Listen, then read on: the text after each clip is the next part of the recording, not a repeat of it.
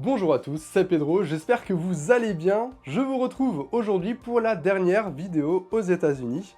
Lors de ce séjour, je me suis dit que ça pouvait être sympa de vous emmener avec moi et de vous partager un petit peu mon road trip dans l'Ouest américain entre la mythique route 66, Las Vegas, le Grand Canyon ou encore Los Angeles. C'est pourquoi j'ai réalisé ce vlog mélangeant car spotting et voyage, dans lequel vous allez autant retrouver de somptueux paysages, des villes tentaculaires et surtout une culture américaine très différente de la nôtre. Mais comme on reste quand même à la base sur une chaîne automobile, eh bien je me devais de vous filmer quelques pépites et modèles que l'on n'a jamais eu en Europe. C'est quelque chose que j'aime beaucoup voir lors de mes séjours, donc je me suis dit que vous aimeriez aussi. Donc sans plus attendre, eh bien je vais vous laisser avec ce vlog. Bon visionnage. Alors là actuellement je suis au Bottle Tree Ranch, donc c'est sur la route 66 et regardez ce qui se cache au milieu de ces arbres de bouteilles. Eh bien on a un Jeep Willys ici, complètement abandonné hein, clairement, il est là depuis très longtemps, ça se voit.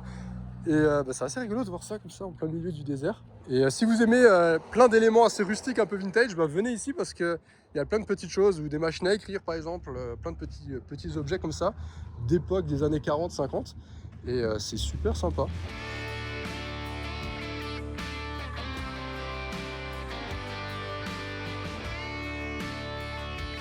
Alors là on est vraiment sur la route 66. Il y a des petits cafés, etc. assez typiques, un petit motel, une station-service. Et puis il y a toujours les pick-up des États-Unis, notre F-150, un Tacoma et pas mal de gros SUV. Ici il n'y a pas de Stadine, hein, très peu. Je voulais vous montrer ça, c'est les trains qui sont juste gigantesques. Ça fait des kilomètres en presque, je pense, honnêtement de long. C'est impressionnant. Il y a même des fois encore des locomotives entre les wagons pour aider à tirer, c'est impressionnant. Et là, regardez-moi ce paysage. C'est juste une folie. C'est gigantesque. Avec le F-150, ce qui est vraiment stylé. Et regardez-moi ça, la route, c'est du tout droit pendant des kilomètres. Et on croise très peu de personnes. Comme par hasard, là, on en croise une. Mais ouais, c'est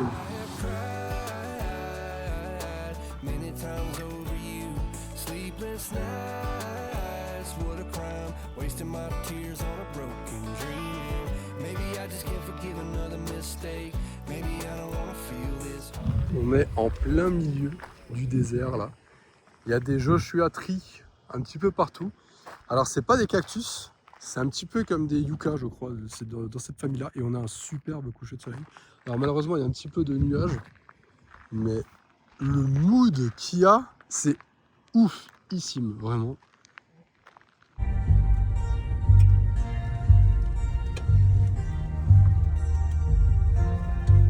Ça c'est magnifique quoi.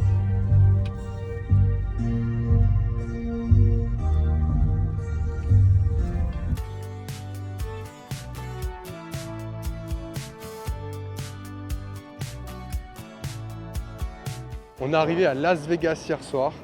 On a déjà un petit peu visité le strip. Là, je suis donc le lendemain, 2 jours.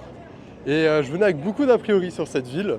Parce que c'est un peu trop... Enfin, je sais pas, c'est un peu la démesure, un peu comme Dubaï. Vous voyez, c'est pas forcément mon délire. Et je dois dire que je retourne complètement dans l'Ouest car c'est tellement trop en fait que ça en devient charmant. Et honnêtement, j'apprécie beaucoup le mood qu'il y a dans cette ville. Ici, on a l'hôtel New York avec le Grand 8 là-bas qu'on a fait hier soir. L'expérience était folle de nuit, on a vu sur tout le strip, etc. Enfin, une grande partie du strip. C'est assez impressionnant. Et on a donc une reproduction de New York avec l'Empire State Building. Là-bas au loin, on a le château d'Excalibur. Donc si vous ne connaissez pas Las Vegas, en fait, on a le strip qui est donc cette grande rue ici. Et qui est bordé d'hôtels, hôtels casinos, etc., de parcs, d'activités, de plein de choses. Et donc là, on a 2 des grands hôtels assez connus. L'Excalibur, il me semble que c'est l'un des moins chers, mais c'est pas l'un des plus anciens. Et puis là, on a plein de magasins. On a un magasin Coca juste là-bas, quelque part ici, là, vous voyez la bouteille. On a M&M's, on a vraiment tout. En fait, c'est vraiment la démesure à son extrême. Et ouais, ça en devient charmant, honnêtement. J'aime beaucoup. Moi, il fait très chaud. Ah, regardez là-bas, on a Paris. L'hôtel Paris, là-bas, avec une reproduction de la Tour Eiffel, de l'Arc de Triomphe, etc. Et on a plein d'hôtels. On a également, les plus connus sont le Bellagio, César Palace, On a quoi encore? On a le Luxor avec la pyramide. Enfin, il y a vraiment énormément de choses. Et il y a de la musique partout. En fait, c'est assez bruyant. C'est un peu comme un grand Times Square de New York. On a plein de choses. Regardez-moi ça là. Il est 8 h du matin, il fait déjà 24 degrés. Ça peut monter à plus de 40 degrés l'été. Et c'est super plaisant de se promener là-dedans. On a plein de petites choses à faire, plein de magasins, plein de restaurants. Enfin, c'est vraiment excellent. Là, regardez-moi, on a des hélicoptères qui passent souvent au-dessus, puisqu'on a des tours d'hélicoptères. Et là, comme je vous disais, donc, le petit magasin Coca-Cola, M&M's, Marshall, Hard Rock Coffee, le Ross, là, des stockages, d'habits. Enfin, il y a vraiment de tout. C'est Vegas, quoi.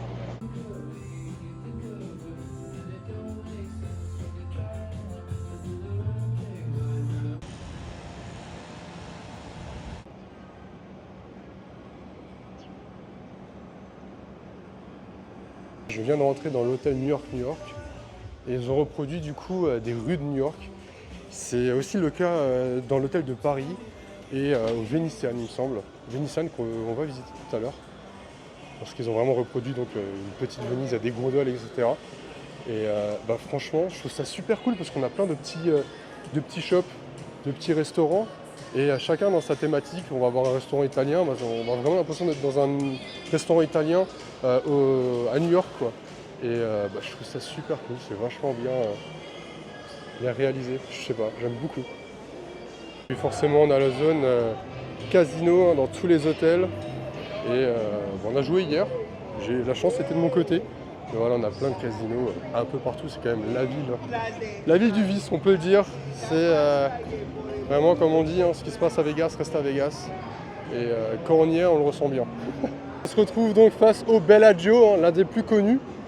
Magnifique hôtel en arc de cercle comme ça. Et juste là, on a donc le bassin avec le show avec la fontaine. Malheureusement, vu qu'il y a le GP qui a lieu dans 2 mois, alors je comprends pas, ils sont déjà en train de tout changer. Vous pouvez voir qu'ici on a des genres de gradins, enfin ils sont en train de mettre en place quelque chose qui gâche la vue du coup. Alors on peut toujours monter apparemment ici pour voir le spectacle au niveau de l'hôtel de Paris. Du coup là il y a Paris, il y a la tour Eiffel qui se cache quelque part ici là, je sais plus où. Mais voilà, donc c'est un petit peu dommage. Si vous venez là jusqu'à la fin de l'année, ça sera caché. On n'a pas vraiment vu directement sur le show du Bellagio. Comme pour New York, dans l'hôtel Paris, ils ont refait un petit Paris. Et là, on est dans un hôtel, c'est ça qu'il faut se dire. On a un faux ciel au plafond. Et juste, on a des petites terrasses comme ça, comme si on était dehors à Paris, tranquille. C'est excellent, franchement. Les bâtiments haussmanniens et tout. Je trouve ça super joli. Je sais pas ce que vous en pensez, vous. Alors c'est très faux du coup, mais je sais pas, il y a un truc. Derrière moi se trouve le Venetian. Alors on a marché quand même pas loin d'1 heure pour y accéder et je me prends de la flotte de la fontaine. Mais c'est vrai que le Venetian c'est quand même quelque chose. On a des bassins devant avec de l'eau, des fontaines et surtout des bâtiments gigantesques. Bon ça c'est comme sur tout le strip. Et on reconnaît certains bâtiments iconiques de Venise. Je suis vraiment impressionné, donc il y a des canaux comme vous pouvez le voir là. Et à l'intérieur il y a vraiment des gondoles. On peut payer pour faire des tours de gondoles dans un hôtel comme à Venise. Est-ce que ça décrit pas super bien Las Vegas quand même? On est un petit peu monté et on voit du coup les canaux avec les gondoles et apparemment on peut également faire des tours à l'extérieur. C'est franchement dingue.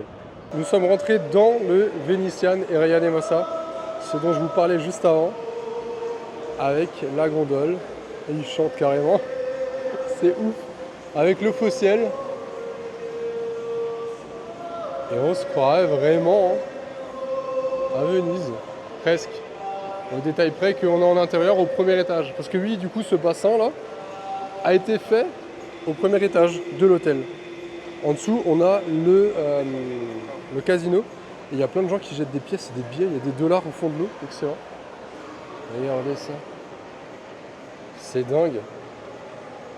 On a vraiment tous ces faux bâtiments, les petites ruelles.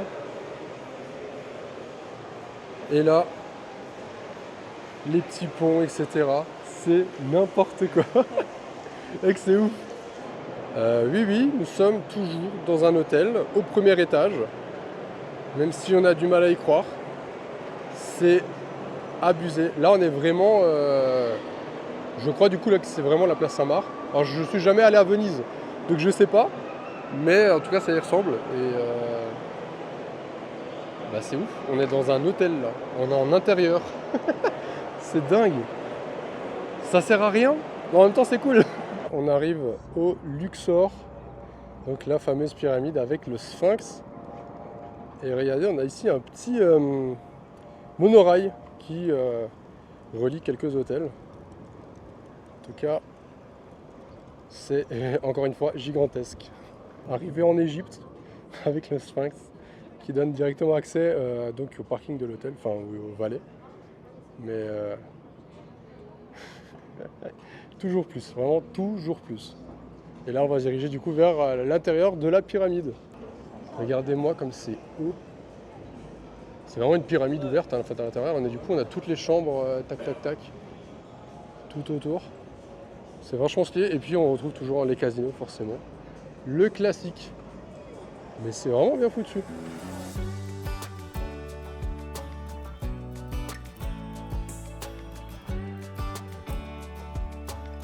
Ça y est, on vient d'arriver au Hoover Dam, un énorme barrage à 40 minutes environ de Las Vegas.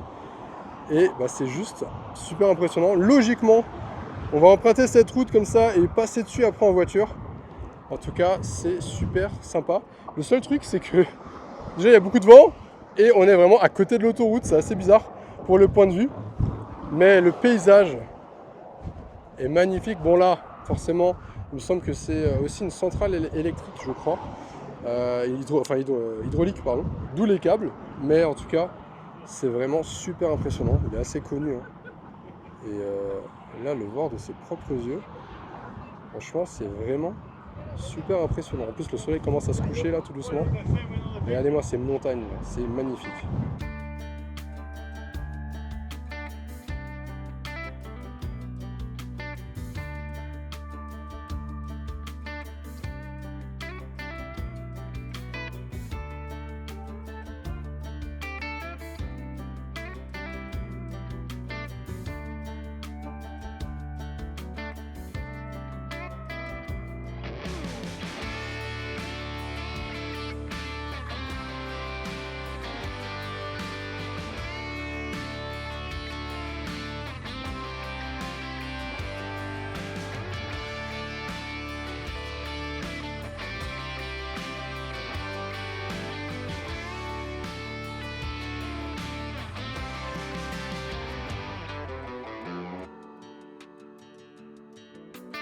Ce matin, comme vous pouvez le voir, on est en plein milieu de la nature. Je suis actuellement sur une route. Hein. Ça, c'est une route en terre, puisqu'on est vraiment dans la nature, proche du Grand Canyon, où on va aujourd'hui. Et regardez notre Airbnb. On est au milieu des arbres. C'est juste excellent. C'est super calme. On entend juste le train passer de temps en temps, les trains de marchandises, vous savez, les longs trains. On entend klaxonner au loin. Et sinon, c'est super calme. On a un petit chalet comme ça. C'est super mignon, avec des petits pins partout. Et normalement, il y a des animaux quelque part. Je sais pas où, je suis en train de les chercher. Et on a notre vaillant F-150. Et est-ce qu'il n'y a pas un petit délire là, posé comme ça devant le chalet? Est-ce que c'est pas typiquement américain ça? Franchement, le petit réveil comme ça là, soleil. Et donc, aujourd'hui, on va se promener donc, au Grand Canyon. On va découvrir ce majestueux endroit qu'on voit dans les films, qu'on voit partout depuis qu'on est petit. Donc j'ai très très hâte d'aller le découvrir. Et on va faire normalement une rando qui descend un petit peu dedans. Pas un truc trop hard non plus, parce qu'il fait quand même un peu chaud et qu'une fois qu'on est en bas, il faut aussi remonter. Il est quand même assez profond le petit. Hein. On dirait pas comme ça, mais et ce que j'adore aussi, hein, c'est les drapeaux américains, tout le temps partout. Quasiment devant chaque maison. On vient de s'arrêter au bord de la route, là, en direction du Grand Canyon. Et c'est tout bête, hein, mais ces petits endroits comme ça, qu'est-ce que je trouve ça cool. Genre, c'est tellement typiquement américain, le petit Starbucks, le petit General Store. Dans la forêt au milieu, le petit parking, les gros pick-up, je sais pas, je trouve qu'il y a vraiment une ambiance excellente. J'adore.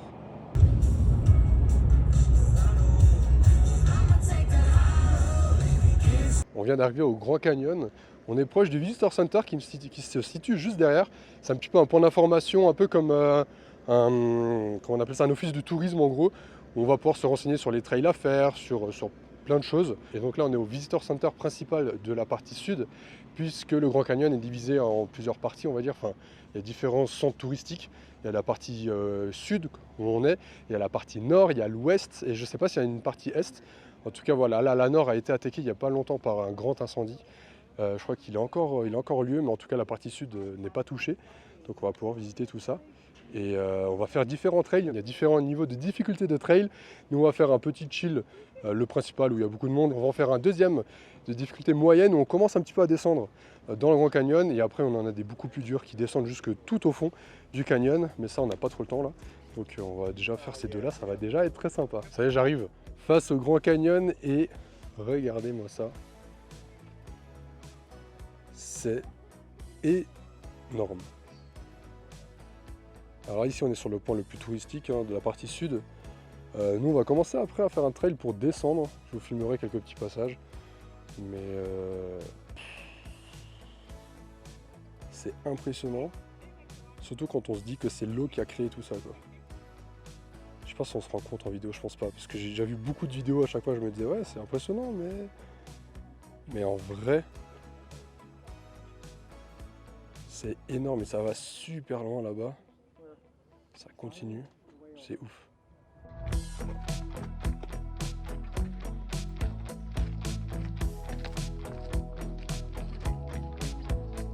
Je vous conseille fortement de faire la rando, le trail Bright Angel, qui descend du coup dans le Grand Canyon. Donc là on est parti de tout là-haut, hein, et on est en train de descendre. On a fait déjà un peu plus de 2 km. Et du coup c'est un petit peu des zigzags comme ça, c'est vraiment magnifique. Et on a vu sur le Grand Canyon là-bas. C'est vraiment superbe. Et on passe vraiment à côté des grosses roches comme ça, on remarque la hauteur. C'est vraiment impressionnant. Alors, il y a différents niveaux sur ce trail, enfin différents points de stop, on va dire, de points de passage. Et on peut réellement descendre jusqu'en bas au niveau du Colorado.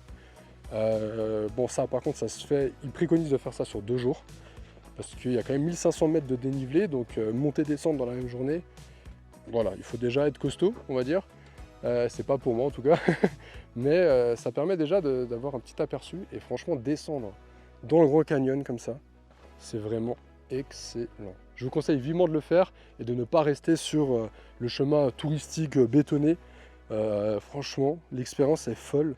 Là-bas il y a des gens qui sont posés et tout, enfin franchement c'est super beau. Alors là on a de la chance, on est en septembre, hein, donc il fait fin septembre même, il fait pas super chaud, il fait juste bon. On va dire, on n'est pas là à crever de chaud ou quoi. Mais en été, on a vu un panneau que ça peut monter jusqu'à 43 degrés. Donc là, c'est sûr qu'il va falloir prendre ses précautions. Il nous préconise quand même de ramener beaucoup d'eau. Il y a quand même des petits points où on peut justement se ravitailler. Et de la nourriture aussi. Chose que j'ai oublié, juste des petits gâteaux. Mais bon, on va faire avec. Mais en tout cas, regardez-moi ça, quoi.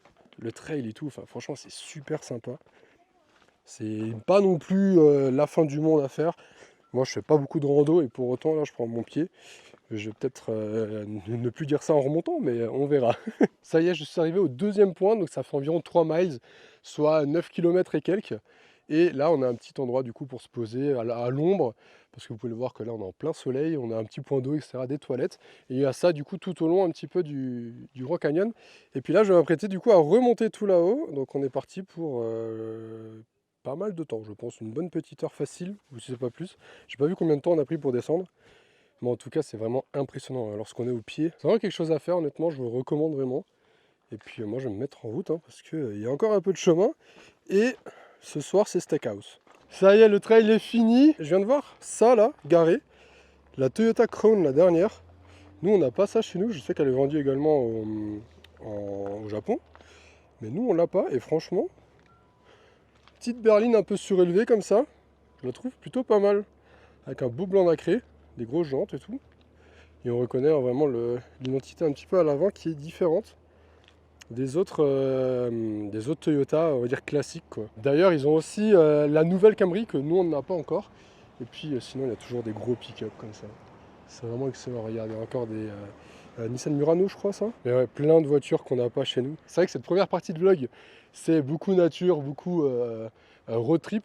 Après, on ira sur Los Angeles, et sur Los Angeles, on fera un petit peu plus de car spotting. Mais voilà, je me suis dit que cette fois-ci, j'allais un peu vous montrer aussi ce que je visite et vous partager un petit peu tout ça, parce que moi, ça me fait plaisir aussi. Je commence à vraiment kiffer à filmer ces petits moments de vlog. Donc dites-moi ce que vous en pensez en commentaire. Comme ça, j'en ferai peut-être d'autres.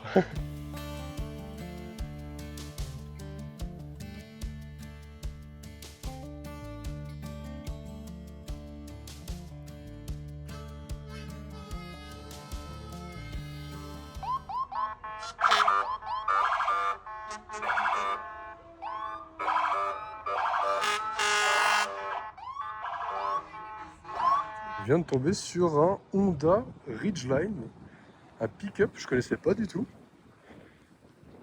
Bon, il est un peu, il est fatigué, on va dire, quoi, mais original. Ah si, la face avant me dit quelque chose. Il n'y a pas eu un SUV avec cette face avant? Ça me dit un truc.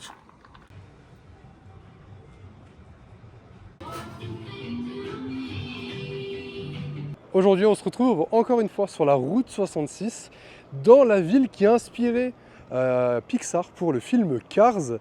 Donc on est vraiment sur un village typique de la route 66, juste à côté de l'highway ou l'interstate je crois, 40, qui a permis donc de gagner du temps de route, mais qui a délaissé toutes les petites villes et villages qui étaient donc sur la route 66. Et on retrouve donc cette ambiance très années 50, on va dire, années 50-60. On a plein de vieilles voitures comme ça, un peu abandonnées, beaucoup de gift shop forcément.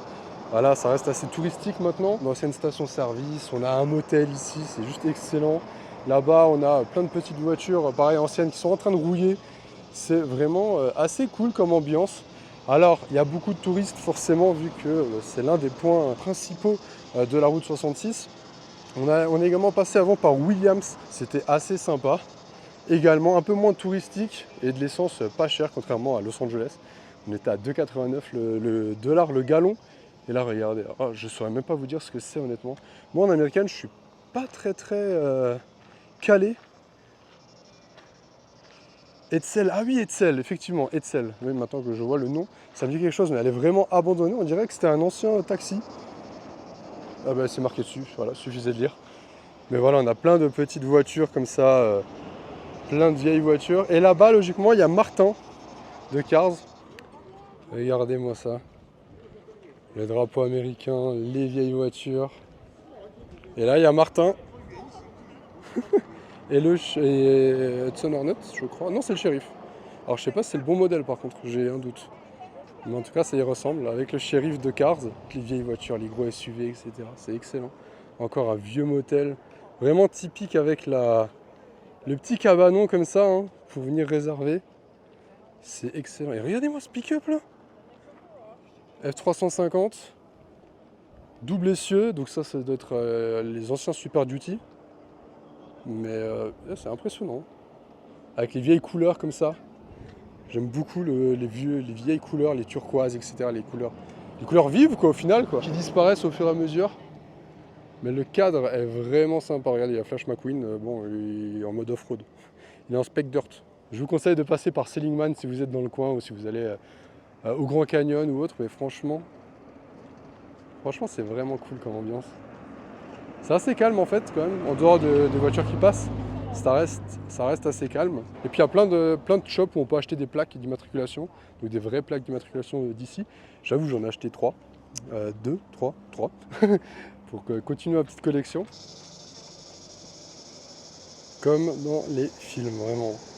On vient de s'arrêter sur une aire de repos. Vous pouvez voir le prix, il est encore très faible, 2,99 €, c'est vraiment pas cher. Parce qu'il faut savoir qu'un gallon c'est équivalent à 3,6 litres je crois. Donc on a à peu près 80-90 centimes le litre. Donc c'est vraiment donné, contrairement à chez nous. Et je voulais juste vous montrer ça. Là, il y a un Ford genre gigantesque avec une Big Ben. Et ce qui me fait rire, c'est qu'il y a quasiment que des pick-up, il y a des grosses voitures partout. Là on a un Acura qui est vraiment sympa avec une très belle config, c'est les versions sport. Mais on a un très beau doré avec les étriers rouges comme ça. Je trouve que ça lui va vachement bien. Et là donc ce gros mastodonte ici, un utilitaire.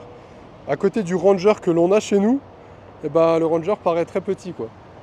Voilà, vous voyez, on a beaucoup de gros utilitaires comme ça. En fait, il y a la cabine de base et derrière, donc la benne va vraiment varier en fonction de l'utilité.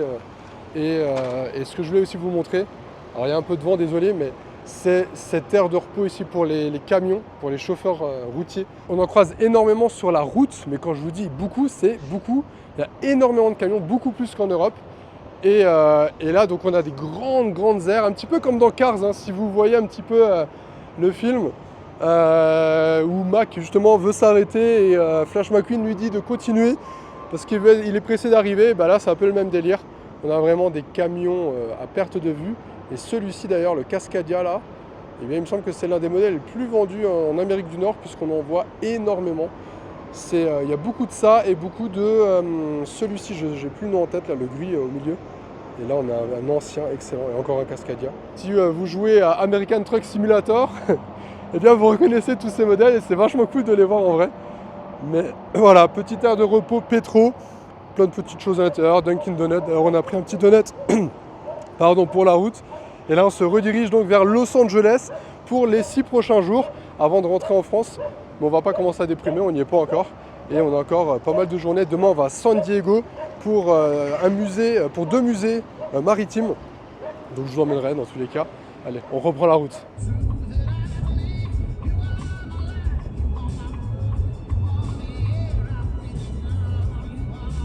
Toujours sur le retour de Los Angeles, on vient de s'arrêter à Barstow pour dîner. Et là je viens de tomber sur vraiment un gros spot de charge pour Tesla. Regardez-moi le nombre de bornes qu'il y a. C'est impressionnant. En France, on n'a pas ça. D'ailleurs, on n'a pas non plus ce qu'il y a là-bas, les 2 Cybertruck. Franchement, c'est super cool, mais ouais, je suis choqué du nombre de bornes qu'il y a. C'est assez impressionnant. On vient de manger dans un petit diner, enfin pas trop un diner, mais un truc, un petit buffet je vais y arriver, je suis fatigué, on fait beaucoup de route, de grill, en gros un petit steakhouse quoi. Donc c'était très sympathique et puis là on continue donc la route vers Los Angeles. On a une station-service là, on vient de faire le plein. Ce qui est cool, c'est qu'on a juste à mettre le pistolet, à loquer comme ça, ça fait le plein tout seul, on peut aller à la supérette en attendant. Et je voulais vous montrer cette station parce qu'il y a vraiment un mood très vintage avec un éclairage assez verdâtre comme ça. Je trouve l'ambiance vraiment super.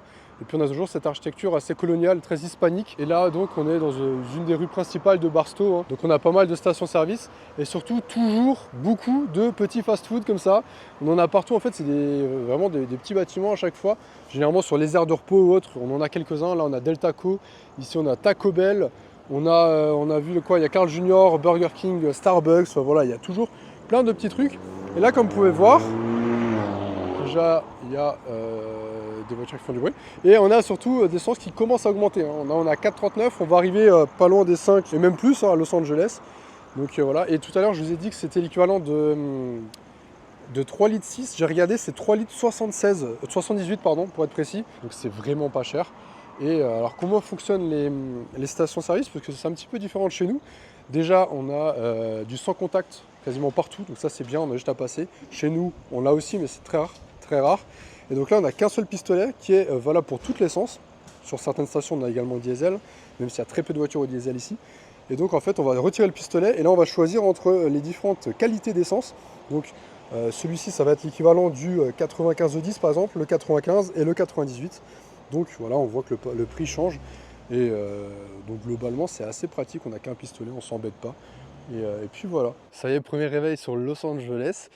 Et je me balade dans le quartier dans lequel on loge et regardez sur quoi je viens de tomber. Une Mustang, la Mustang un peu, la Mustang un peu mal aimée.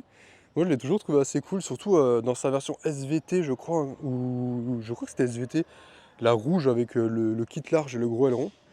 Et là on en a une de base, qui est dans son jus on va dire, mais je la trouve assez cool. Et là on est donc dans la ville d'Alhambra, à l'est de Los Angeles. On est vraiment à 10 minutes de downtown. Mais pas dans Hollywood Est ou Downtown Est. C'est une ville qui est quand même assez calme et résidentielle là pour le coup. Donc c'est assez sympa. Les États-Unis, ils ont encore beaucoup de Subaru ici. J'en ai vu pas mal déjà dans le désert. Et là à Los Angeles, on a encore quelques-unes effectivement. WRX en plus en gris, c'est assez rare. Généralement c'est bleu. Un Bronco Sport, donc le petit Bronco. Et là on a un Explorer, ça c'est les anciennes voitures de police. De Los Angeles, donc les anciens SUV, maintenant ils ont la version suivante. Là je suis à côté d'une école et il y a tous les parents qui viennent déposer leurs enfants. Du coup ils font la queue et là-bas il y a un dépose minute entre guillemets avec un petit accès et du coup il y a tout le monde qui fait la queue qui arrive dans tous les sens puisque l'école est juste là. C'est assez rigolo, regardez la Ramona School, c'est marqué juste là-bas avec Ramona Mustang, ils ont toujours leur équipe de sport etc. C'est vachement cool parce qu'ils défendent vachement leur équipe, ils supportent tous quasiment leurs collègues. Et c'est super sympa à voir, c'est vraiment comme dans les films, encore une fois. Je pense que je vais le dire tout le temps dans ce vlog, mais c'est excellent. Et donc, ah oui, ils aiment bien aussi faire des tunings sur les Tesla. Mais ouais, c'est super. En fait, c'est des moments de vie tout basiques, hein, qu'on peut voir également en France, mais le fait que ce soit un peu comme dans les films, bah, c'est rigolo. C'est une petite ça? Ah non, c'est juste le kit. Et toujours dans ce quartier assez calme, assez posé. C'est super mignon. C'est vraiment un quartier résidentiel avec plein de petites maisons, avec l'herbe bien taillée, etc. C'est les palmiers, même si ceux-là ils sont un petit peu petits, ils sont pas très touffus, mais voilà. Et puis toujours des voitures un peu bizarres.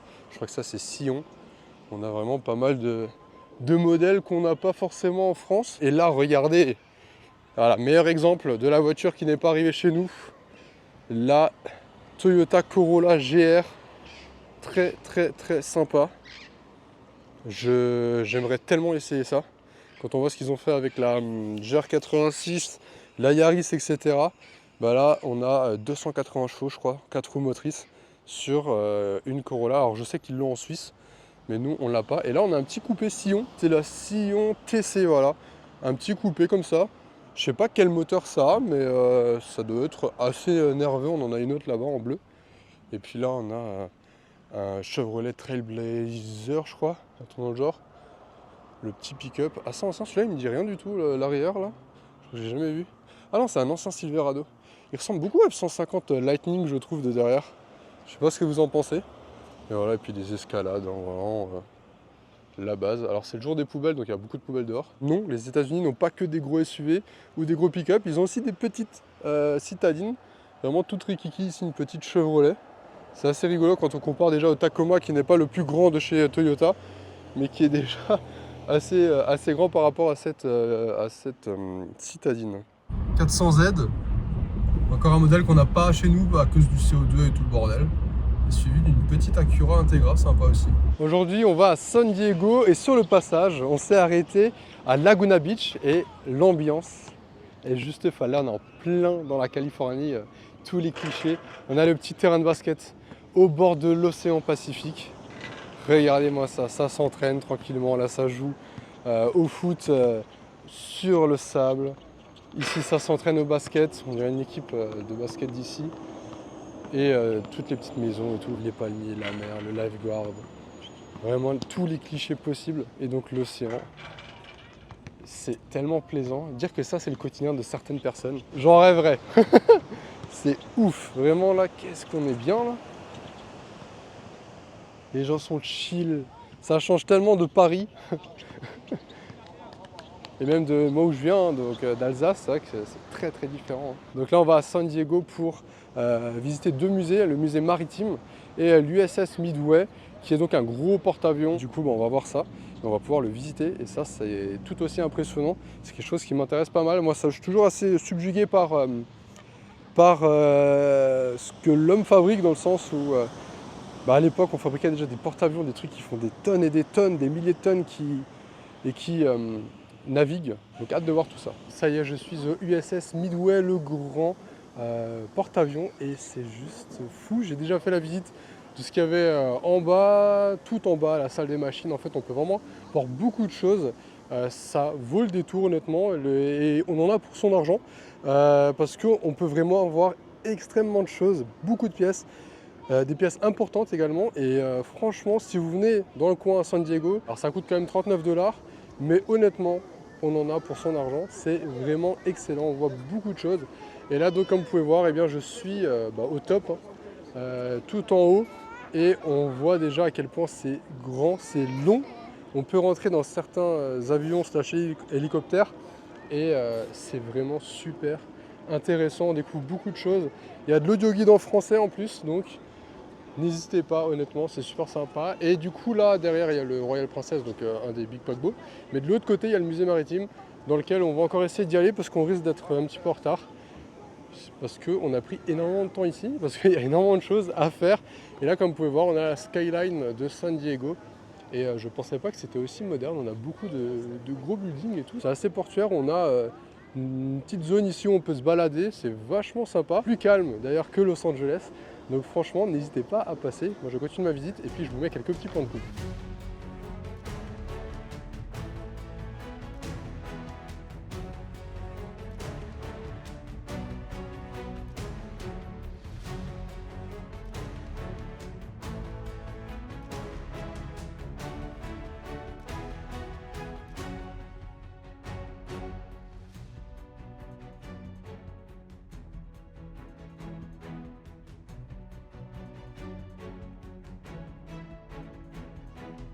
J'aime beaucoup les voitures des années 2010, 2000-2010 aux États-Unis. Et ici, on a une Lincoln MKZ. J'en avais pas encore vu et je la trouve plutôt sympathique. Une berline tricorps comme ça, avec les jantes bien américaines, bien épaisses, qui nous font penser un petit peu au Crown Victoria. Et franchement, je trouve qu'elle a une petite dégaine comme ça, assez statutaire. Je sais pas ce que vous en pensez. Là, on est toujours à San Diego. Et ici, un autre Lincoln, mais cette fois-ci MKX. Donc j'ai l'impression que c'est un peu la version SUV de la berline que je viens de vous filmer. Il y a beaucoup de modèles Kia aussi qu'on n'a pas en France. Comme ici, celui-ci, alors j'ai pas le modèle, mais en tout cas c'est un van, un monospace, pardon, voilà, j'ai plus le terme. On a tellement d'SUV que... Allez, regardez. D'accord. En jante de je ne sais combien. Excellent. Mais ouais, du coup, je sais pas trop quel modèle c'est, mais ils font des monospaces encore. Et là, ce truc... C'est n'importe quoi. Dites-vous qu'il roule en ville avec ça. Est-ce qu'il y a une utilité? Je sais pas. Mais en tout cas, c'est insolent. Et typiquement américain. Et les Cadillac Escalade, c'est toujours aussi impressionnant. Avec cette énorme face avant. Là en blanc avec les finitions noir laquées. C'est vraiment insolent. On a le logo en noir et blanc en plus. Ça, je kifferais bien essayer aussi une fois dans ma vie. Deuxième jour à Los Angeles, je suis actuellement sur Sunset Boulevard, une des avenues les plus connues, enfin un des boulevards les plus connus du coup, où il y a tous les panneaux publicitaires, les grands panneaux publicitaires. Ça rejoint, je crois aussi, juste en dessous de Hollywood Boulevard.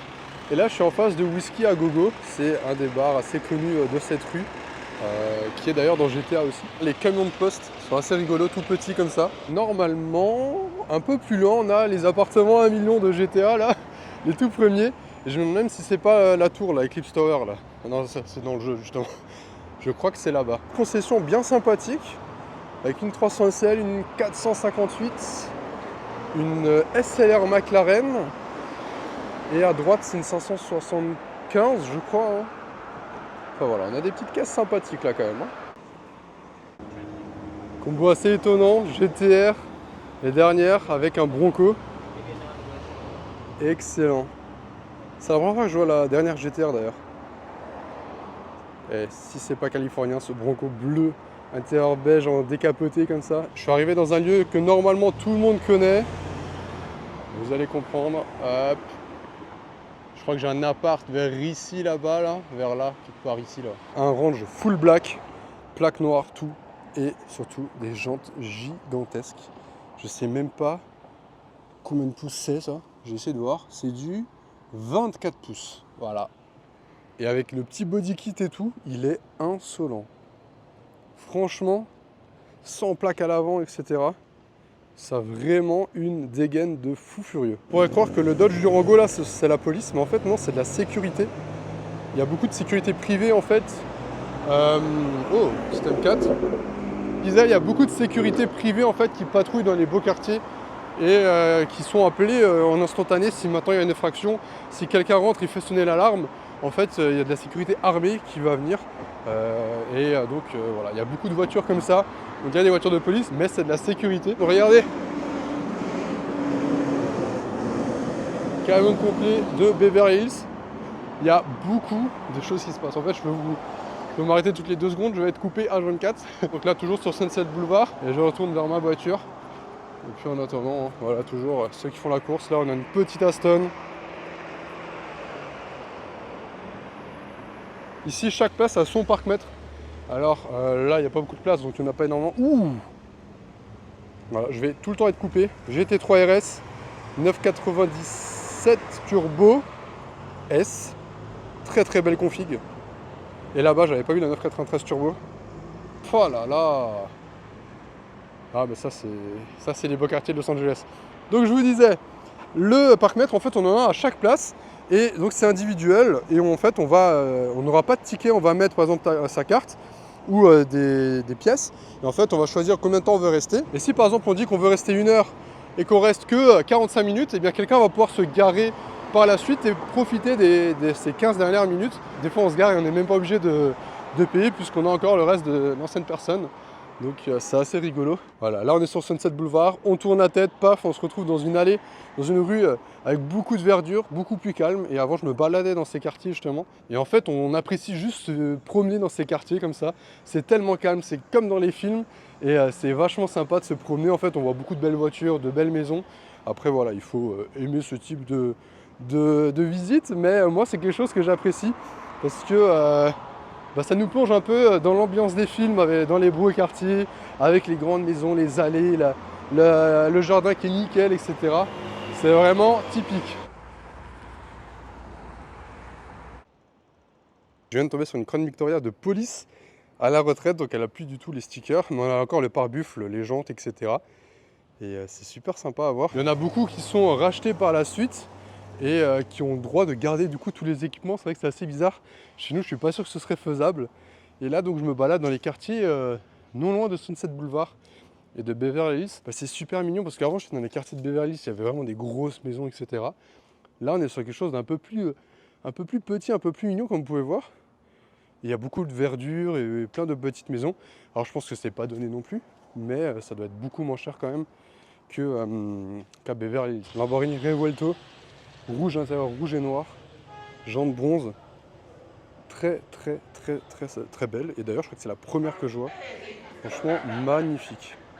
Et puis là hein, on continue avec un escalade, un Classe G et un Cybertruck, logique, les États-Unis dans toute sa splendeur.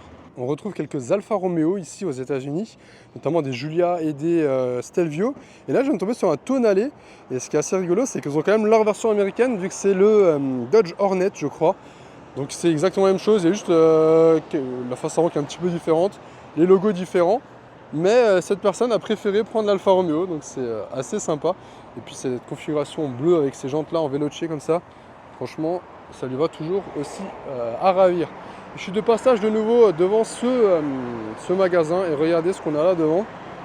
930, non pas 930, si 930 et une R8 V8 avec les configs US. Très discrète, j'ai failli la louper là-bas. On a une 190 Evo 2, superbe. Je sais pas si c'est une vraie ou si c'est une réplica, mais vu où on est, je pense que c'est une vraie. Je viens littéralement de marcher 20 mètres et je rallume la caméra. Regardez ce combo dans... Voilà, vous savez ce qui suit. 918 Spider Pack Vessar, pardon. Une California T, mais ça voilà. Et SP3, posé comme ça dans la rue. Superbe. Je crois que c'est la première fois que j'en vois une d'ailleurs. C'est pas ma Ferrari préférée, mais... Et la 918, indémodable cette voiture, honnêtement. C'est juste une folie en plus avec la déco Martini là. Et juste là-bas, voilà, il y a la 190, ça ne s'arrête pas. Là, on a une petite SL, un Classe G bleu. C'est ouf, il y a une M8 qui sort du parking. Enfin, vraiment, c'est n'importe quoi. Quelques mètres plus loin, à peine, un autre Classe G au carré. Et une R8, juste là. Bon, un R8 V10 classique. Mais le Classe G, par contre, lui, est loin d'être classique. En full black comme ça, c'est insolent. Roma Spider full black et le deuxième donc G au carré noir mat. Et puis toujours les taxis autonomes. Normalement je devrais en faire une vidéo pour vous montrer un petit peu comment ça marche. Un Wrangler complètement équipé off-road, ça c'est beaucoup trop stylé et il y en a plein de trucs comme ça ici.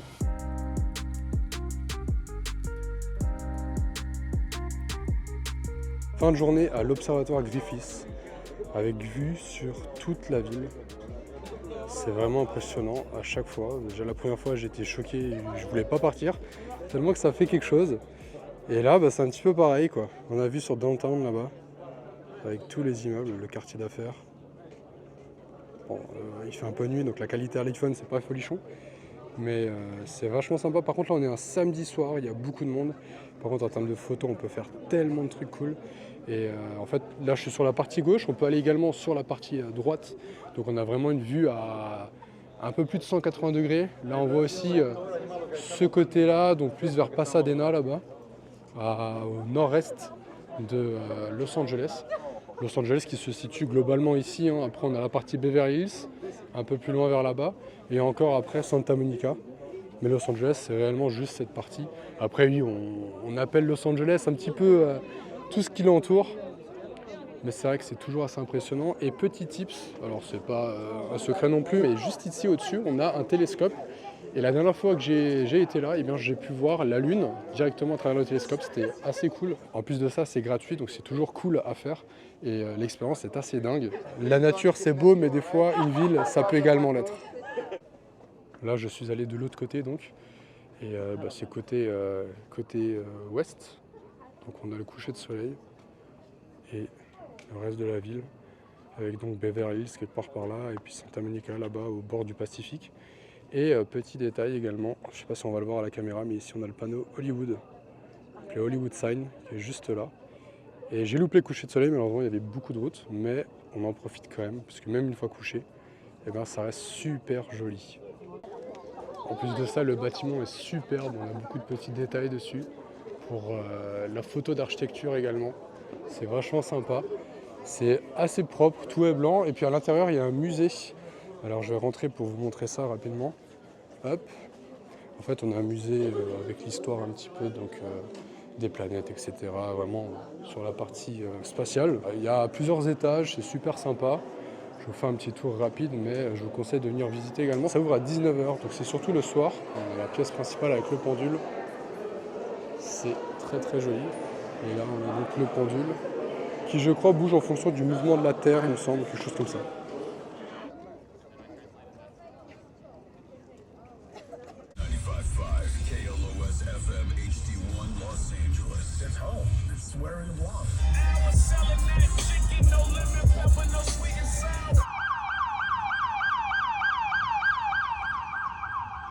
Petite adresse super sympa sur Los Angeles. L'Idyllic Café, en fait c'est un café sur le thème de l'automobile.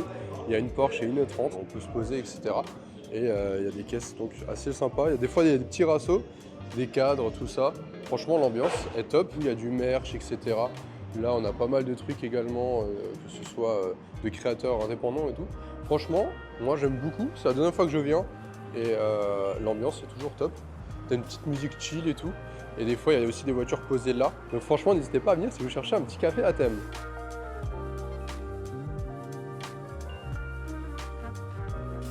Aujourd'hui, c'est passage au Getty Center. Alors, c'est un grand musée qui est placé au nord-ouest de Los Angeles, au-dessus de Beverly Hills. C'est un complexe énorme avec beaucoup de bâtiments et des expositions qui varient au fil du temps. Et je vous conseille de venir parce que déjà l'entrée est gratuite, on paye juste le parking à 25 $ la journée ou 15 $ si on vient à partir de 3 h. Et on a un spot magnifique, je vais vous montrer après là-bas, mais on a un spot magnifique sur tout Los Angeles. Les joueurs de GTA reconnaîtront l'endroit, hein, c'est là où on se fait attaquer par le FBI et la Merryweather ou je sais plus quoi. Et le fameux labyrinthe, pardon, j'en perds mes mots, le labyrinthe qui en vrai est dans l'eau et donc n'est pas praticable. En tout cas, le spot est super cool, c'est assez calme en fait, ça fait une petite pause dans le voyage, en dehors de la ville, on est un petit peu coupé et on a une vue magnifique tout autour, sur tout Los Angeles, que ce soit le downtown vers là-bas ou que ce soit le Pacifique de l'autre côté. Je grimpe et je vous montre ça. Le complexe est vraiment super et si vous aimez la photo d'architecture, franchement, c'est juste parfait. Je me régale depuis avant. Alors, il y a beaucoup de verdure, tous les murs sont blancs, du coup, c'est super esthétique, je trouve. Enfin, je sais pas, il y a vraiment quelque chose d'assez sympa, très très moderne.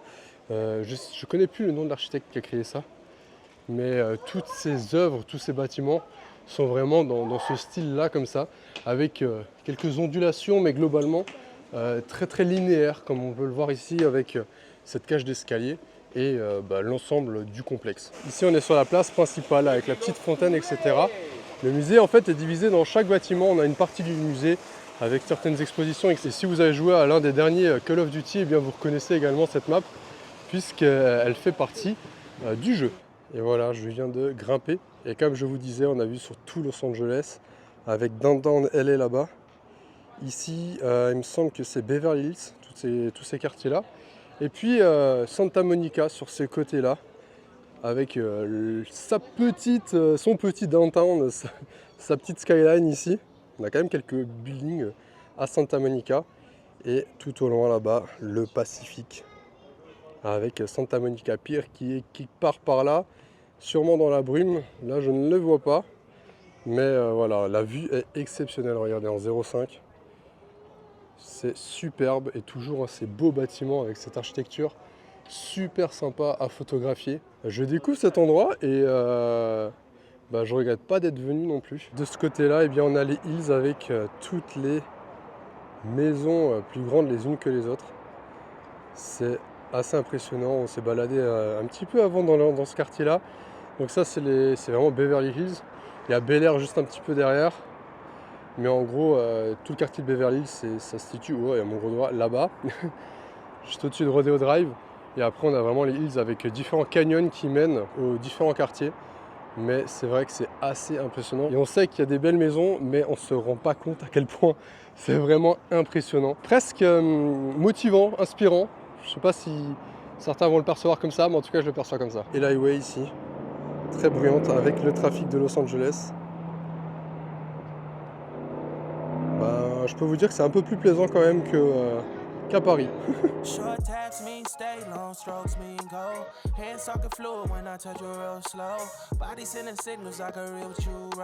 Je pense que je n'ai pas besoin de vous dire où on est. On est sur Santa Monica Pier, donc l'un des endroits les plus touristiques. On le voit, il y a énormément de monde de Los Angeles. Ici, on a la fin de la route 66, qui est donc entre Chicago et Los Angeles. Et on a tout le pier, on va pouvoir se promener. On a le parc d'attractions avec la fameuse roue, la grande roue qui se cache derrière. On va aller vers là-bas. Alors, il y a pas mal de restaurants, pas mal de monde. C'est vraiment une zone très touristique, mais super agréable à parcourir, notamment en famille ou même entre amis comme ça. On peut chiller, etc. On peut venir le dimanche tranquillement, se promener, même en semaine. C'est ouvert tout le temps. Et il y a toujours du monde dans tous les cas. Et là donc on a le parc d'attractions ici. Alors c'est un parc d'attractions qui est sur le pier. On va pouvoir payer l'accès à certains manèges individuellement ou alors on peut prendre un pass, un peu comme dans un parc d'attractions basique, enfin classique. Et on a donc la grande roue illuminée. Pas encore, qu'est-ce que je raconte? On a la grande roue mais qui s'illumine la nuit. Et globalement l'ambiance ici est vraiment sympa, très différente de celle de Venice Beach qui se trouve un peu plus loin là-bas au niveau de tous ces palmiers. On a la plage qui longe donc toute la ville et jusqu'à San Diego, bien plus loin. On y était il y a quelques jours. Et ici on a donc la petite promenade qui longe toute la plage. Ça c'est vraiment sympa à faire, notamment lorsqu'on est à vélo ou en roller pour ceux qui aiment bien, en skate, etc. Enfin vraiment là la vibe californienne est présente et on a vraiment, comme je vous disais, cette ambiance très californienne. Là-bas on va également retrouver de quoi faire de l'exercice comme à Venice Beach où on va retrouver le Muscle Beach. Ça c'est assez connu avec le skatepark, etc. Franchement c'est juste typique. Et puis si vous jouez à GTA 5, ce parking vous le connaissez, il est identique. Vraiment la zone est quasiment identique au jeu. C'est assez impressionnant, on retrouve vraiment tout ce qu'on connaît. Les voitures de police de Santa Monica, puisque comme je vous ai dit, c'est une ville à part. Et ici, on a une voiture banalisée, full black. Alors on les reconnaît quand même avec toutes les petites LED. Et de ce côté-là, eh bien, on retrouve le grand parking qui est aussi dans GTA, mais complètement vide. Et donc la Pacific Coast Highway qui va longer du coup jusqu'à San Francisco là-bas au loin. Enfin au loin, on ne le voit pas, mais l'autoroute en tout cas longe le Pacifique. Et c'est vraiment quelque chose à voir, c'est vraiment super beau. On a la mer, l'océan à côté, etc. Et pour ceux qui connaissent, toujours les références à GTA en même temps en étant à Los Angeles. Voilà, on a ici quelque part la maison, voilà, au centre de l'image, avec l'escalier jaune. Là où on vole les deux voitures au tout début de GTA 5. Voilà les refs, voilà, toujours les mêmes. Et officiellement ici c'est un accès piéton, donc on n'a pas le droit d'y venir en voiture. On retrouve pas mal de petits restaurants, des petits rappels, notamment Bubba Gump, qui est juste là, le rappel à Forrest Gump. Et voilà, de la musique partout, etc. L'ambiance est vraiment particulière, vraiment cool. Très différente, comme je vous ai dit, de Venice Beach. Venice Beach, c'est un peu plus street, on va dire. Il y a beaucoup d'artistes de rue, l'ambiance y est totalement différente. Mais globalement ça reste super plaisant à visiter et sachez qu'entre Santa Monica et Venice Beach il y a environ 1 heure de marche si on marche vraiment tranquille, donc c'est largement faisable à pied, à faire à pied, ou alors on peut louer un petit vélo et faire ça en une trentaine de minutes, pareil en roulant très chill.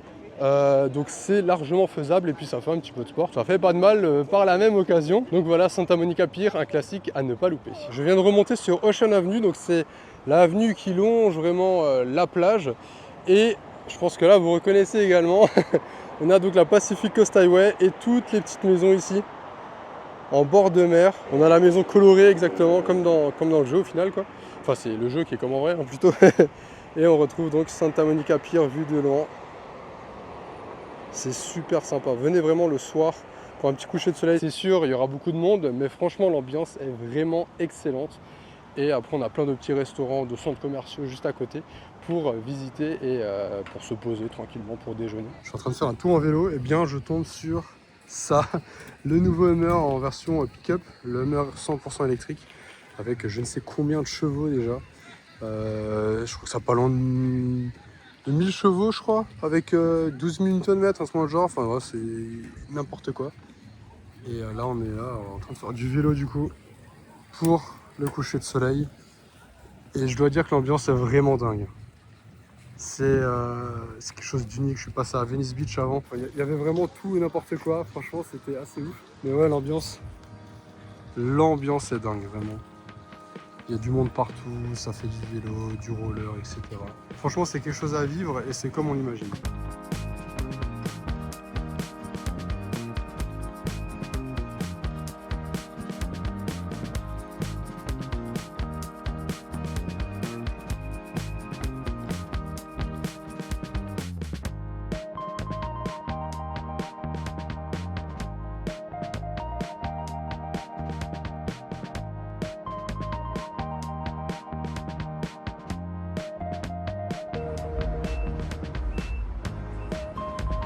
Après la version pick-up de l'autre jour, voici la version classique avec les roues directrices là, hop, tac. C'est énorme comme véhicule.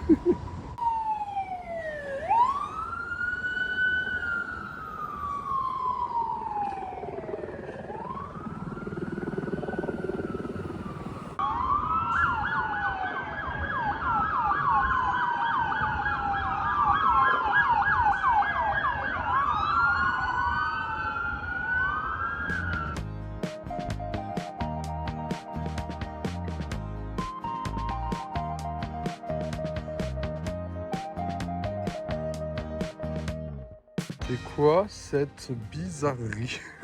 Ça j'avais pas encore vu. C'est quoi une Chrysler Buick? Sable LS Mercury. Ok, Mercury, d'accord. Bah c'est la première fois que je la vois, elle est vraiment spéciale. On dirait une petite soucoupe volante un peu, je sais pas si vous voyez ce que je veux dire. Trop drôle. On est sur le parking au bord de mer de Santa Barbara. Et ici, je retrouve un petit FJ Cruiser. On en voit pas mal. Déjà à Los Angeles, en Californie en général. C'est un modèle que j'aimais pas trop quand j'étais petit. Et au final, bah, à force de le voir, moi je le trouve vraiment sympa. Il a vraiment une certaine bouille. Et je viens de voir que la troisième porte là, elle est vraiment en porte suicide, je pense, j'ai l'impression. Ça fait un peu, je pense, comme la 500 électrique, enfin la nouvelle 500. Donc, vraiment quelque chose d'assez sympa. Et puis là, on a deux vieilles voitures. Ici, un pick-up Chevrolet. Mais franchement, vraiment stylé en biton comme ça. Avec la benne un peu en Raptor à l'ancienne. Vraiment, ça a vraiment une dégaine, le volant comme ça. Regardez. Alors, il a mis une protection en biton comme ça. C'est vraiment cool. Et puis ici, on en a une autre qui est dans un très très bon état. Petite capote en vinyle comme ça. Et c'est une Monte Carlo. Excellent. Franchement, ça a vraiment une dégaine avec les pare-chocs chromés et tout. C'est sublime. Décidément, à Santa Barbara, il y a plein de vieilles voitures. Ici, on a un vieux van Chevrolet, celui des méchants un petit peu dans les films américains, les anciens. Et puis ici, on a encore deux pick-up Chevrolet. Celui-ci est encore un peu plus ancien, hein, mais bien dans son jus. Pas en si mauvais état. On a vu mieux, mais ça va. Par contre, l'autre, il a vécu. Ah, vraiment, c'est une dégaine, regardez. Franchement, trop cool. Mais celui-ci, il a vécu. Il a encore l'ancienne plaque d'ailleurs. Avec des plaques bleues, écriture jaune. Et celui-ci, il est bien rouillé, on va dire. Mais c'est excellent. Il est dépouillé à l'intérieur. Mais je trouve que ça a du charme. Il me semble que j'en avais un comme ça en majorette quand j'étais petit. Mais ouais, il y a pas mal de vieilles voitures sur ce parking, beaucoup de pick-up. Je sais pas pourquoi il y a autant de vieilles voitures, mais franchement c'est cool. On est juste à côté de l'université, hein, qui est juste là au-dessus. Oh, regardez. Oh, ça c'est bien sympa aussi. Ça c'est bien cool. Bon, elle est dans son jus, on va dire, assez vieille. Les vieilles plaques et tout. Bon, elle est un peu déglinguée, mais ouais. AMG, alors je saurais pas vous dire si c'est une vraie AMG ou pas, pour le coup, mais j'ai bien l'impression vu le body kit. Et puis là, on a une petite MR2. On en voit quelques-unes encore ici aux États-Unis. On en voyait plein d'ailleurs dans Fast and Furious 1 et 2. Il y en avait plein qui étaient tunés avec un kit Velside. Et ici, on en voit encore pas mal. Qu'est-ce qu'on a d'autre? Une vieille Escort. Escort qu'on n'a pas eu un chez nous, celle-ci. On n'a pas eu cette version. Et là, on a deux petites Mustangs côte à côte. On dirait les voitures des étudiants. Avec ce petit Ford Escape que j'aime beaucoup. On en voit encore quelques-uns ici aux États-Unis. Et celui-là, je le trouve vraiment sympa, surtout dans cette teinte verte comme ça. C'est vraiment typiquement les véhicules des années 2000-2010 des États-Unis. Et ça, j'aime beaucoup l'appareil, un vieux van encore une fois. Van Dodge, avant qu'ils aient les Peugeot Boxer comme chez nous. On reste dans les années 2000 avec cette intrigue de Oldsmobile. Voilà, modèle que je n'avais pas encore vu, donc je me suis dit que j'allais vous le filmer. C'est une berline tricorps assez sympa. Toujours avec ce style années 2000 comme ça. Bon, elle est un peu rincée, hein, mais toujours avec ce style des années 2000 comme ça. J'aime beaucoup. En fait, il en reste encore très peu. Du moins des voitures américaines. On voit beaucoup de Toyota, des Camry, etc. Des Honda, des Civic et des machins. Mais vraiment des voitures américaines de ce type-là, comme ça, des années 2000, eh bien, on n'en voit pas beaucoup. Du coup, je suis toujours assez content d'en découvrir. Dans le même style, on a cette Buick ici. Alors, c'est la S, mais je connais pas le nom du modèle. Mais c'est vraiment le même délire, hein, un peu quasiment la même couleur, même intérieur, tout ça. Et c'est une Buick Regal, ok. Ah oui, c'est vrai que je connaissais l'ancienne. Mais là, donc, on a celle des années 2000. Et c'est un peu comme celle que je viens de vous montrer là. Et moi, j'aime beaucoup ces vieilles berlines comme ça. C'est drôle parce que c'est des modèles qu'on n'a pas du tout eu, nous, en Europe. Donc, c'est toujours sympa à voir, comme ces petits pick-up GMC, par exemple, qu'on n'a pas non plus chez nous. Là, on a le Mazda. Celui-ci, il me semble qu'on l'a eu en Europe, du moins au Portugal. En tout cas, il me dit quelque chose. Je le voyais quand j'étais en vacances. Puis après, on a vraiment les gros SUV. Ça, bon, ça, hein, on n'a pas eu, mais ça, je vous ai déjà montré, hein, les expéditions, tout ça. On en a vraiment pas mal, les Silverado, tout ça. Vieux van Ford, excellent. On dirait un peu une voiture de dessin animé, avec des grosses roues comme ça. Et l'arrière, en fait, il est...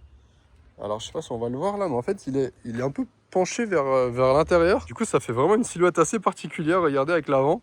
On dirait vraiment une voiture de dessin animé, style Monster Machine comme ça, de Scooby-Doo. C'est trop drôle. Alors, aux États-Unis, autant ils aiment bien surélever les pick-up, autant ils aiment bien les rabaisser également.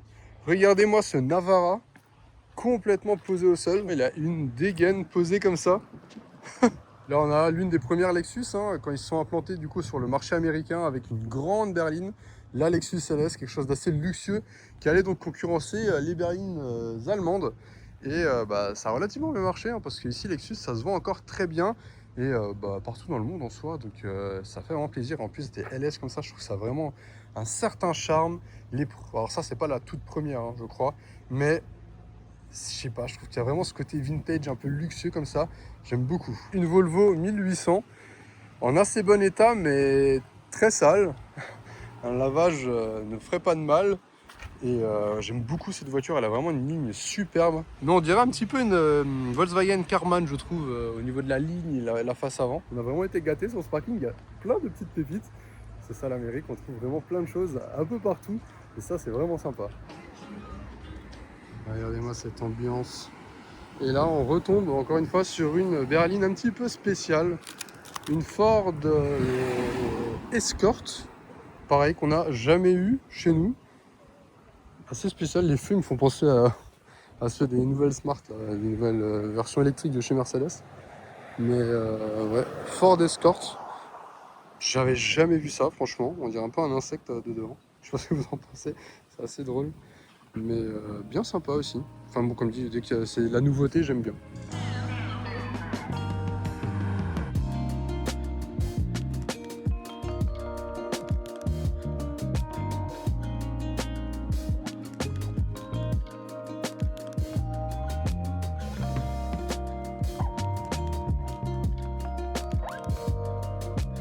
Changement de décor, je vous retrouve au volant du F-150 au coucher de soleil sur Los Angeles. Un décor paradisiaque que je me devais de vous partager. Là, on est actuellement sur la freeway, donc entre guillemets le périph' un petit peu de Los Angeles. Je suis en direction de Santa Monica pour récupérer mon pote qui allait faire du vélo et donc je vais aller le récupérer à la location de vélo. Mais je me suis dit que je devais vous partager ça en fait, ce petit moment comme ça. Alors je suis désolé si le son n'est pas tip top, parce que là on est sur les autoroutes américaines. Et notamment Los Angeles, c'est catastrophique. On a beaucoup de raccords, on est un peu sur des plaques de béton comme ça, et ça se tire pas mal, comme je vous ai dit sur la vidéo d'essai du F-150. Et je voulais en profiter pour vous raconter comment se passe un petit peu la conduite aux États-Unis. Alors déjà, comme je vous ai dit, c'est très simplifié. Déjà, pour avoir le permis, c'est à partir de l'âge de 16 ans, il me semble. Et la conduite est très simple. En fait, les gens sont beaucoup plus chill que chez nous, notamment à Paris, où c'est le bordel, on peut le dire. Hein. Franchement, c'est une catastrophe. Ici, les gens sont chill, ça conduit tranquillement, ça se brusque pas. Alors, je dis pas, il y en a toujours quelques-uns qui roulent un petit peu brusquement, mais globalement, même en ville, ça conduit assez soft. Les gens sont pas là, pied dedans, à freiner, accélérer, freiner, accélérer, freiner. Non, c'est beaucoup plus chill. Et c'est assez plaisant, ça déjà, de se sentir un peu plus tranquille au volant pour les personnes qui ne sont pas forcément adeptes de la conduite. Ils se sentiront peut-être un peu plus en sécurité aux États-Unis. Après, comme je l'ai dit, c'est assez simplifié. On peut doubler à droite, à gauche. Ça, c'est vraiment bien. Franchement, ça nous fait gagner un temps fou. Parce que lorsqu'on est bloqué derrière quelqu'un qui squatte la voie de gauche et qu'on ne peut pas le doubler, en fait, c'est assez frustrant. Ici, il n'y a pas ce problème. Et franchement, c'est assez intéressant. Alors, hop, on va juste sortir ici. Long Beach, Sacramento. Ah non, pardon. Là, je vais aller dans la mauvaise direction. On va rester ici. Au feu rouge, on a également le droit de tourner à droite. Donc ça, c'est super pratique. Ça nous fait gagner également beaucoup de temps. Les limitations, j'ai l'impression que personne ne les respecte. Par contre, c'est assez particulier. Généralement, j'ai l'impression que tout le monde roule à 10 miles au-dessus de ce qui est autorisé. Je me demande si on n'a pas le droit de le faire, entre guillemets, si tout le monde roule à la même allure. Vous voyez, si c'est fluide, peut-être qu'on a l'autorisation. Mais c'est vrai que c'est assez particulier, parce que des fois, on s'est retrouvé à 20 mph de plus que ce qui était autorisé, mais tout le monde roulait à la même vitesse. Du coup, c'était fluide, quoi. Et en soi, même si on roulait à 20 mph de moins, ça serait presque dangereux au final. Donc vaut mieux suivre le tracé. Il n'y a pas de radar, ça c'est bien. Les seuls radars, en fait, c'est les véhicules c'est les policiers en fait arrêtés au bord des routes. Mais on n'a pas vu de radar fixe comme on a chez nous. Et ça, c'est assez sympa aussi. On sent que c'est vraiment un pays qui est un pays de rouleurs, quoi, vous voyez. et ça, c'est cool. Par contre, dans le désert, il y a des radars par drone. Ou par avion, ça c'est assez particulier et effectivement j'en avais déjà croisé la dernière fois. En fait on a des drones qui survolent comme ça et qui contrôlent donc les vitesses des usagers de la route. Je vois mal ça chez nous honnêtement, mais pourquoi pas. Et ouais, globalement c'est très courtois, ça laisse passer, ça klaxonne très peu contrairement à Paris. Il faut vraiment forcer pour qu'on vous klaxonne. Donc ça c'est vraiment reposant en fait comme conduite. Et c'est assez plaisant. Et puis les décors, vraiment c'est gigantesque. Que lorsqu'on est dans le désert, la ville, pareil, Los Angeles, c'est énorme. Le moindre trajet, c'est une trentaine de minutes. Donc faut aimer rouler, c'est vraiment une ville qui est faite pour les voitures. On voit très peu de motos, très peu de scooters. Et alors les vélos, je vous en parle même pas, hein. On les compte sur les doigts de la main. Mais c'est vraiment une ville qui a été pensée déjà à l'époque, hein, dans les années 50, pour l'automobile, et ça se ressent encore à l'heure actuelle, hein. Tout le monde a une voiture, on voit très peu de personnes à pied dans les villes, dans la ville, à part dans les lieux un petit peu plus là où il y a les magasins, un peu plus mouvementés. Effectivement, là on croise quelques personnes à pied, mais globalement tout le monde est en voiture. Sans voiture, c'est presque infaisable. Il y a des transports en commun, mais ils sont quelque peu mal fréquentés. En revanche, ils sont très peu chers. Ça, c'est vraiment le gros avantage. C'est vraiment pas cher, mais on peut croiser certaines personnes un peu bizarres, hein. Donc voilà. Et là, je suis en train de passer. Alors, j'ai le soleil, mais il y a un énorme drapeau américain. Et ça, c'est vrai que chez nous, ça se fait pas, quoi. Ici, il y a tout le monde qui a des drapeaux américains devant leur maison, des fois même accrochés aux voitures. Mais tiens, une voiture de police ici. Un petit Highway Patrol. qui a arrêté quelqu'un. Et donc ouais, globalement c'est très coolé et c'est très très plaisant de conduire aux États-Unis. Les routes sont relativement larges. Alors ici on n'est que sur une 4 voies, donc c'est pour ça. Je dis pas. On a déjà été sur des 9 voies, c'est assez impressionnant. Lorsqu'on a 9 voies des deux côtés, bah, ça fait pas mal de voies, hein. Ça circule, ça va dans tous les sens. Parce que du coup, il faut vérifier les angles morts à gauche et également à droite, hein. Donc c'est vrai que c'est assez perturbant au début, mais on s'y fait assez rapidement. Et puis ici, il n'y a que des boîtes automatiques, quasiment à part les sportives ou autres, ou les petites voitures, les vieilles voitures. Donc vraiment la conduite, il n'y a rien de plus simple. En tout cas, si vous venez sur la côte ouest, il y a de très grandes chances que vous preniez une voiture, quoi, parce que c'est indispensable. Et je trouve que ça s'apprécie aussi comme ça, la côte ouest. Ce format un petit peu road trip comme ça, comme on a fait, c'est super plaisant. Donc je vous conseille vivement de vivre cette expérience si vous avez l'occasion et si vous venez ici. Et ça y est, on arrive à Santa Monica. On arrive sur la Pacific Coast Highway en direction de Malibu. C'est ici que s'achève cette vidéo. J'espère que celle-ci vous aura plu, que j'ai réussi à vous faire voyager au travers de ce voyage. Moi en tout cas, j'ai essayé de faire au mieux. J'ai essayé de vous partager le maximum de choses. Et ça me fait plaisir également de vous partager tout ça parce que c'est aussi grâce à vous que je peux vivre ces choses-là. Donc un grand merci à vous, ça me fait réellement plaisir et j'espère que ce vlog vous fera tout autant plaisir. C'était encore une fois un voyage exceptionnel et je vous souhaite à tous de pouvoir réaliser ce dernier si c'est l'un de vos rêves, comme moi ça l'a été.